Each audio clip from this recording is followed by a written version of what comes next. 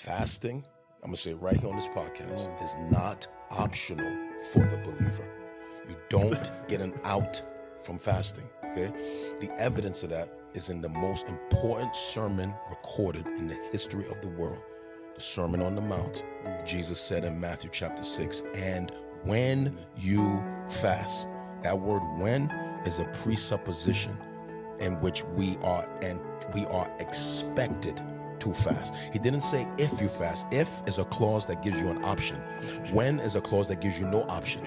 So when means you will do it, right? So when is a presupposition in the text that puts a demand on the follower of Christ to fast. So first, let's establish the fact that fasting is not an option for the believer.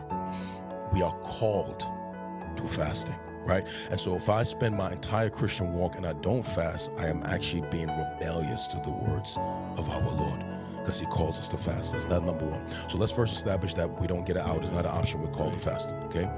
Secondly, fasting is a powerful thing, because what fasting does, fasting tells the flesh, I have authority over you. It denies the flesh what the flesh wants most, which is food and pleasure. And when the flesh is denied what it wants most, food and pleasure, it will groan until it is quieted. And once it is quieted, the real part of who we are, the spirit man, becomes strong and becomes more sensitive to God.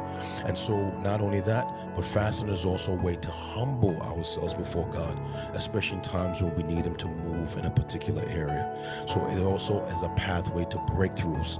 Like, you may be facing something that you realize it is bigger than your capacity. You need God to get involved.